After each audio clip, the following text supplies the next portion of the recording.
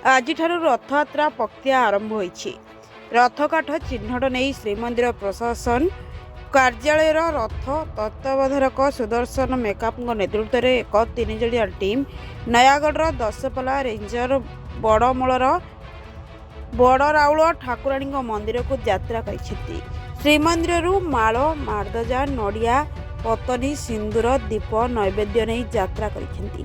ଏହି ଟିମ୍ରେ ରଥ ନିର୍ମାଣର ବରିଷ୍ଠ ତତ୍ତ୍ୱାବଧାରକ ସୁଦର୍ଶନ ମେକାପ, ରଥ ଭୋଇ ସର୍ଦ୍ଦାର ରବି ଭୋଇ ରହିଛନ୍ତି।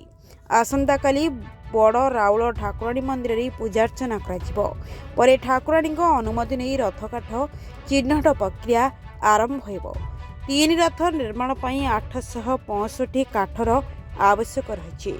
ଶ୍ରୀମନ୍ଦିର ପ୍ରଶାସନ ପକ୍ଷରୁ ପୂର୍ବ ବର୍ଷ 51 ଖଣ୍ଡ କାଠ ବଳକା ରହିଥିବା ବେଳେ ଚଳିତ ବର୍ଷ ମୋଟ 814 କାଠର ଆବଶ୍ୟକତା ଅଛି।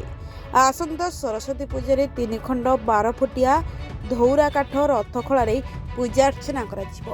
Bureau report, Odisha digital. Jagannath ମନ୍ଦିର କାର୍ଯ୍ୟାଳୟ ପରି ରଥକାଠ ଚିହ୍ନଟ ପାଇଁ ଯେଉଁ ପ୍ରକ୍ରିୟା ଆଜି ତ ଯେଉଁ ଟିମ୍ ଯିବେ ନୟାଗଡ଼ ବଡ଼ରାଉଳ କିଭଳି ପ୍ରକ୍ରିୟା କରାଯାଉଛି ଆଜି?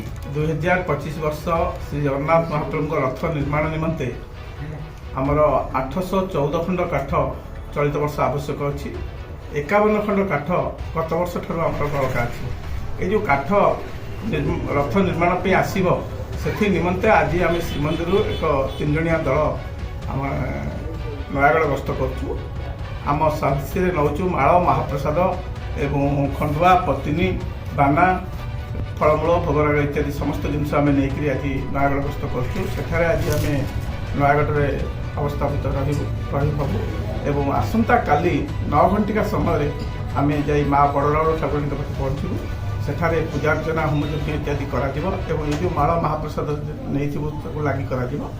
ତାପରେ ସେ ପୂଜା ଶେଷ ହେଲା ପରେ ଆମେ ଜଙ୍ଗଲକୁ ଯିବୁ ଏବଂ ସେଠାରେ ଗଛ ଚିହ୍ନଟ କରିବୁ।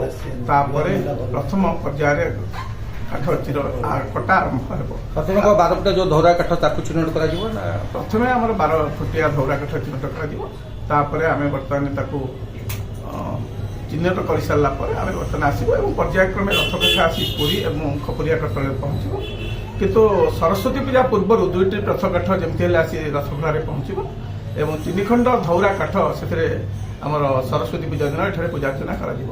ଏହାପରେ ପର୍ଯ୍ୟାୟକ୍ରମେ ରଥକାଠ ରଥଖଳାକୁ କେବଳ ନୟାଗଡ଼ ବନଖଣ୍ଡ ନା ଅନ୍ୟାନ୍ୟ? ନାଇଁ, ଏ ବର୍ଷ ଆମ ନୟାଗଡ଼, ବୌଦ୍ଧ ଏବଂ ଭୁବନେଶ୍ୱର ନର୍ଥ ସାଉଥରୁ ଆସିବ ବୋଲି ସ୍ଥିର କରାଯାଇଛି। ଯାହାପରେ ଆଉ ଯଦି ଆବଶ୍ୟକ ହୁଏ ଅନ୍ୟ ଜାଗାରେ ମଧ୍ୟ ଆସିବ। କାଠର ଏଥର ଚିହ୍ନଟ ସରିଯାଇଛି ନା? ଏ ରଥ କାଠ ବର୍ତ୍ତମାନ ପୂଜା ଶେଷ ହେଲା ପରେ ଗଛ ଚିହ୍ନଟ କରାଯିବ।